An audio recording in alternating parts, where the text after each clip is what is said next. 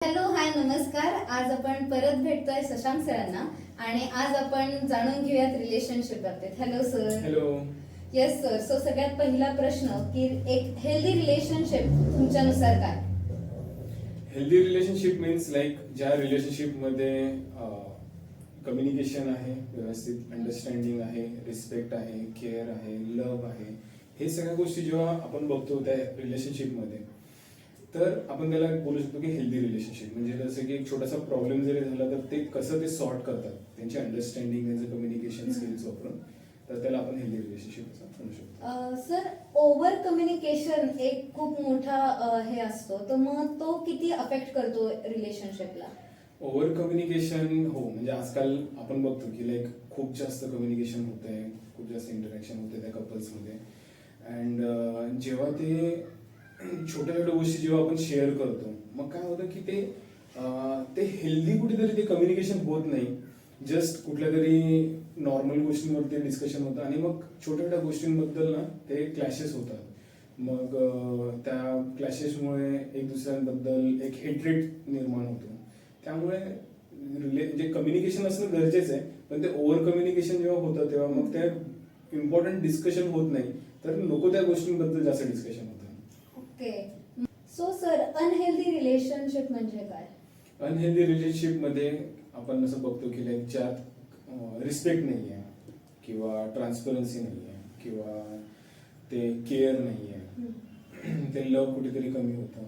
हे सगळ्या गोष्टी जेव्हा होतात आणि छोट्या छोट्या गोष्टींबद्दल कॉन्फ्लिक्ट होतात, भांडणं होतात, किंवा लॅक ऑफ कम्युनिकेशनमुळे पण होतात. या सगळ्या गोष्टींमुळे आपण त्याला एक टर्म देऊ शकतो, अनहेल्दी रिलेशनशिप. सर, आजकाल याच्यात पॅम्परिंग हे खूप केलं जातं. सो मग पॅम्परिंग करणं कितपत बरोबर आहे आणि ओव्हर पॅम्परिंगमुळे किती अफेक्ट होऊ शकतो? पॅम्परिंग करणं खूप इम्पॉर्टंट आहे. जसं केअरिंग, लव्ह, पॅम्पर करणं हे खूप, म्हणजे प्रत्येक ह्युमन बिईंगला लागतं, ते नीड आहे ती. पण काय होतं की जसं ओव्हर पॅम्परिंगमुळे काय होतं की ते एक डिपेंडन्सी होऊन जाते. आणि सुरुवातीला ते खूप चांगलं वाटतं की माझा पार्टनर मला खूप जास्त पॅम्पर करतोय, केअर घेतोय.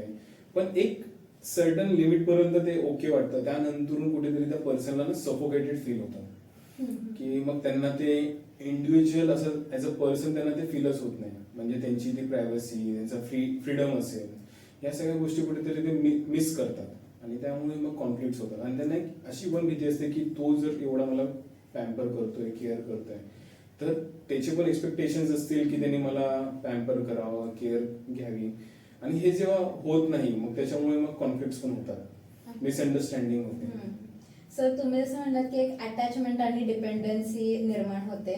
सो ती कितपत इंडिव्हिज्युअलला अफेक्ट होते एका रिलेशनशिपमध्ये? म्हणजे डिपेंडंट होणं इट्स अ गुड थिंग, पण असं पण नको की ओव्हर डिपेंडन्सी पण चांगलं नाहीये. अटॅचमेंट पण असणं, कारण कसं असतं की आपण एक ह्युमन आहोत, आपले इमोशन्स आणि फिलिंग्सवरती आपला कंट्रोल नसतो आणि ते ऑटोमॅटिकली ना आपण अटॅच होऊन जातो, हे आपल्याला कधी कळत नाही. तर हे it's okay to be dependent on someone, like तुमच्या पार्टनरवरती. पण काय होतं की लाईक जास्त जर झालं ते, तर मग कुठेतरी त्यांना सेल्फ डाऊट वाढू शकतो, किंवा त्यांना एक एन्झायटी फील होऊ शकते, किंवा त्यांना fear of losing someone, love ones, ही पण एक भीती निर्माण होते. ते कुठे ना कुठे त्यांच्या पर्सनल लाईफवरती ऍज अ इंडिव्हिज्युअल त्यांच्या याच्यावरती इफेक्ट होतो. सर, जसं तुम्ही आता बोललात की एक फिअर ऑफ लुझिंग आणि आपण व्हॅलिडेशन आणि रिअश्युरन्स खूप लागतं. सो मग ते कितपत बरोबर आहे आणि किती त्याची नेसेसिटी आहे आताच्या ह्याच्यात? आहे तसं, लाईक इम्पॉर्टंट आहे. प्रत्येक गोष्टींबद्दल आपल्याला माहिती असणं गरजेचं आहे की त्या रिलेशनशिप, फॉर एक्झाम्पल, जर ते एंड होत असेल किंवा त्या रिलेशनशिपमध्ये काही इश्यूज होत असतील, म्हणून मी तुम्हाला जसं सांगितलं की लाईक कम्युनिकेशन हे खूप इम्पॉर्टंट आहे. कारण काय होतं की लॅक ऑफ कम्युनिकेशनमुळे ना मिसअंडरस्टँडिंग होतं, किंवा मग त्या दोघांबद्दल एक हेट्रेट निर्माण होतो. त्या पार्टनर्समध्ये छोट्या छोट्या गोष्टींबद्दल ते ग्रजेस धरून बसतात, ते सप्रेस करतात त्यांची इमोशन्स, फिलिंग्स. अँड त्यामुळे काय होतं की एक इतकं जास्त सप्रेस करतात की मग ते हेट्रेट इतका जास्त होतो की मग ते फायनल डिसिजन घेतात की मला नको आहे ते रिलेशन, आणि कुठेतरी मग ते टोकाची भूमिका घेतात. ओके, म्हणजे गिव्हअप करतात गिव्ह अप करतात. रिलेशनशिप. येस. सो सर ते गिव्हअप करणं हे कसं थांबवू शकतो किंवा त्या गोष्टीला रिड्यूस कसं करू शकतो? तर सगळ्यात पहिली इम्पॉर्टंट गोष्ट आहे की जर तुमच्या रिलेशनशिपमध्ये जर काही इश्यूज होत असतील तर तुम्ही एका थर्ड पर्सनची मदत घ्या किंवा काउन्सिलर्स असतील, कपल काउन्सिलिंग, रिलेशनशिप काउन्सिलर्स, तर त्यांची मदत घ्या. किंवा जर तुम्हाला हेल्प घ्यायची नसेल तर तुम्ही तुमच्या पार्टनरसोबत टाइम स्पेंड करा. त्यांच्यासोबत तुम्ही कुठेतरी शांत ठिकाणी जाऊन बसा आणि तुमच्याबद्दल तुमच्या मनात काय इश्यूज आहेत किंवा काही हर्ट्स असतील किंवा तुम्हाला काही गोष्टी पटल्या नसतील तर ते तुम्ही तुमच्या पार्टनरसोबत डिस्कस करा. आणि ते डिस्कशन असं हेल्दी असायला पाहिजे की लाईक एक जण बोलतोय आणि दुसरं पर्सन पण जर हायपर होऊन बोलत असेल मग ते भांडणामध्ये कुठेतरी कन्वर्ट होतं. पण एक जण बोलत असेल तर एकाने ऐकून घेणं खूप इम्पॉर्टंट आहे. दुसरा पर्सन जेव्हा बोलत असेल तर या पर्सनने ऐकणं खूप गरजेचं असतं. सो लिसनिंग पण खूप इम्पॉर्टंट आहे. आणि एकेका गोष्टीमध्ये मिडवे कसं काढता येईल तर ते इम्पॉर्टंट आहे. त्या पार्टनर्सनी ते मिडवे शोधणं. म्हणजे बेसिकली थोडंसं दोघांकडनं कॉम्प्रोमाइज Yes. करणं खूप नेसेसरी खूप आहे. इम्पॉर्टंट आहे. कॉम्प्रोमाइज करणं, अंडरस्टँडिंग करणं. सर जसं आपण बोललो की कॉम्प्रोमाइज करणं गरजेचं आहे, तर मग हे कसं डिसाईड करता येईल की आता कॉम्प्रोमाइज करणं हे बरोबर आहे का ते फक्त वन साइड जात आहे? प्रत्येक पर्सनला असं वाटतं की हे वन साइड जात आहे किंवा मी माझ्या लाईफ मध्ये खूप काही गोष्टी कॉम्प्रोमाइज केल्या या रिलेशनशिपसाठी. माझं करिअर असेल, माझे फ्रेंड्स असतील, म्हणजे हे फ्रेंड्सचं तर खूप कॉमन दिसून येतं मला की लाईक पार्टनरला असं वाटतं की लाईक मी माझ्या फ्रेंड्सला सोडलंय फक्त या रिलेशनशिपसाठी आणि मी कुठेतरी चुकलेली आहे. म्हणजे कसं असतं की लाईक त्या रिलेशनशिपमध्ये एक अंडरस्टँडिंग असायला पाहिजे. काही गोष्टी कॉम्प्रोमाइज करणं गरजेचं असतात कारण त्याच्याने जर तुमचं रिलेशन हे जर चांगलं होत असेल आणि तुमचं तो बॉन्ड जर एकदम व्यवस्थित होत असेल तर मग स्टार्टिंगला करणं गरजेचं आहे आणि नंतर हळूहळू तुम्ही ते त्याच्यावरती कसं काम करते. तर हे प्रत्येक रिलेशनशिपमध्ये जे कोणी पार्टनर्स असतात तर त्यांनी ही अंडरस्टँडिंग ठेवणं खूप गरजेचं असतं. कॉम्प्रोमाइज करणं म्हणजे मी किती कॉम्प्रोमाइज करतोय आणि तू किती कॉम्प्रोमाइज केलंय हे मोजून दाखवतात मुलं किंवा मुली आजकालच्या. आणि त्याच्यामुळे काय होतं की लाईक मी कुठे कमी पडतोय की मी खूप जास्त एफर्ट्स घेतले हे सगळ्या गोष्टी जेव्हा होतात कम्पॅरिझन होतं मग त्याच्यामुळे मग भांडण होतात. सर जसं आपण आता बोललो तर मग जेव्हा अर्थ नीड्स जे असतात तर ते कसे एका गुड वे मध्ये कम्युनिकेट करायचे एकमेकांना? जसं मी तुम्हाला सांगितलं की लाईक लिसनिंग खूप इम्पॉर्टंट आहे आणि असर्टिव्हनेस एक असणं गरजेचं आहे. जसं की लाईक मला काय वाटतंय, मला कुठल्या गोष्टींचं हर्ट झालेलं आहे, मला कुठल्या गोष्टींमुळे एक राग आलेला आहे किंवा मला नाही आपटल्या काही गोष्टी, तर हे मी माझ्या इमोशन्स मला काय फील झालंय, मला काय हर्ट झालेलं आहे हे मी माझ्या पार्टनरला सांगेन इन या स्टोन मध्ये किंवा एका हेल्दी कम्युनिकेशन मध्ये. अँड समोरच्या पर्सन जेव्हा बोलत असेल तर मी ऐकून घेईन. मी त्याच्यावरती अजून काही क्रॉस क्वेश्चन करणार नाही किंवा मी त्याच्यावरती अजून माझा राग नाही काढणार. मी जोपर्यंत म्हणजे मला जर जोपर्यंत सॅटिस्फॅक्शन मिळत नाही तोपर्यंत मी ते सांगेन. पण कुठेतरी मी ते धरून नाही बसणार. मी कुठेतरी ओके समोरच्या पर्सनचे जे काही इमोशन्स असतील त्याची काही थॉट प्रोसेस असेल तर ती ऐकून घेतल्यानंतर मी कुठेतरी अंडरस्टँड करेल की ओके हे जेन्युअनली तिने जे काही सांगितलं असेल तर ते कुठेतरी पटतंय अँड इट्स ओके. जे झालं ते झालं. म्हणजे लेट गो करणं पण खूप इम्पॉर्टंट असतं रिलेशनशिपमध्ये.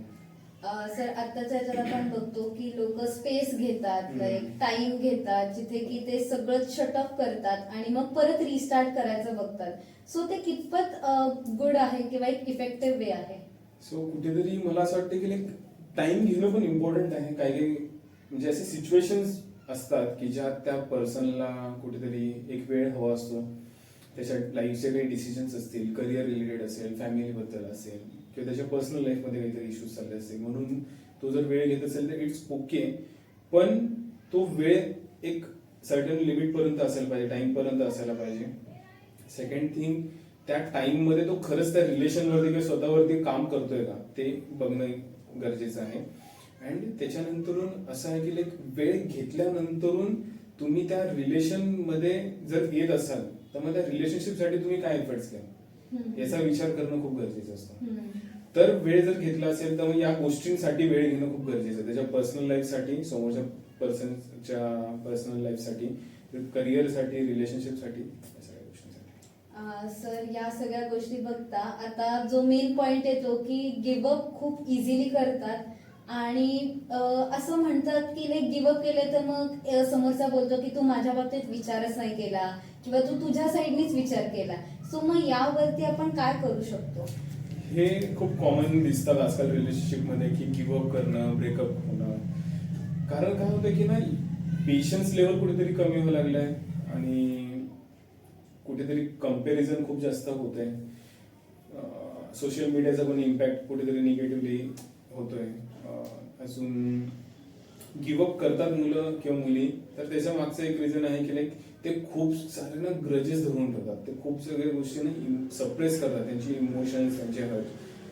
का की इट्स ओके, जाऊ दे, त्याला नाही कळणार किंवा तिला नाही कळणार. पण सप्रेस करून काय होतं की कधी ना कधी ते फुटणारच आहे, कधी ना कधी ते समोर येणारच आहे. पण मग येतात तेव्हा काय होतात की डायरेक्ट ते रिलेशन एंड करायचं त्याच्यात येतात.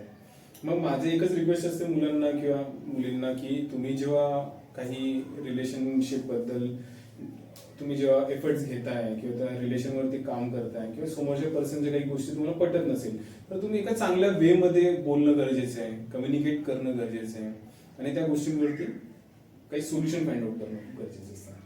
सर आता तुम्ही म्हणलात की सोशल मीडिया हा एक इम्पॉर्टंट फॅक्टर आहे. तर तसंच आजकाल आपण बघितलं तर काही वाटलं की लगेच आपण सोशल मीडियावरती पोस्ट करतो, तर त्याच्यावरनं कितपत अफेक्ट होतं आणि कसं होतं? सोशल मीडियाचं मी खरं सांगतो की ते बंद करायला पाहिजे. जर तुमचं काही रिलेशनशिप इश्यूज होत असतील तर म्हणजे सोशल मीडियाचा हेल्प घ्या तुमच्या कोपिंगसाठी. पण काय होतं की निगेटिव्ह गोष्टी खूप जास्त दिसून येतात.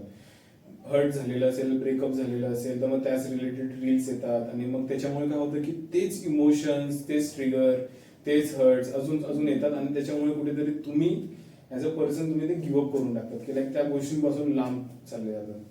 तर सोशल मीडिया म्हणजे मी तरी सजेस्ट करतो मुलांना, जे कोणी कपल्स असतील त्यांना, की लाईक सोशल मीडियाला साईडला ठेवा आणि तुम्ही समोरच्या पर्सनला तेवढा एक टाइम द्या जेवढा तुम्ही सोशल मीडियाला देताय. राईट. सर तुम्ही आता आपल्या करंट ऑडियन्सला काय मेसेज द्याल? मी एवढंच एक रिक्वेस्ट करेल की तुमच्या रिलेशनशिपवरती तुम्ही काम करा. तुम्ही तेवढं कम्युनिकेशन वाढवा, अंडरस्टँडिंग वाढवा अँड तुमच्यामध्ये जर काही कॉन्फ्लिक्ट्स असतील, काही इश्यूज होत असतील तर तुम्ही कुठेतरी शांत ठिकाणी बसून तुम्ही सॉल्व्ह करा. ही एक रिक्वेस्ट असं मी माझ्या काही कपल काउन्सिलिंगच्या वेळेस मी देतो की लाईक थर्ड पर्सनला इन्व्हॉल्व्ह करू नका. कारण थर्ड पर्सनचं पर्स्पेक्टिव्ह कधी कधी आपल्यासाठी हेल्दी नसतो. अँड जरी होत नसेल वर्क तर काउन्सिलर्स असतात, त्यांच्यासोबत तुम्ही सेशन्स घेऊ शकता. Yes sir, thank you so much. एक खूप इन्साइटफुल नॉलेज आम्हाला आता मिळालेली आहे आणि आपण नक्कीच त्याच्यावरती वर्क करू. थँक्यू.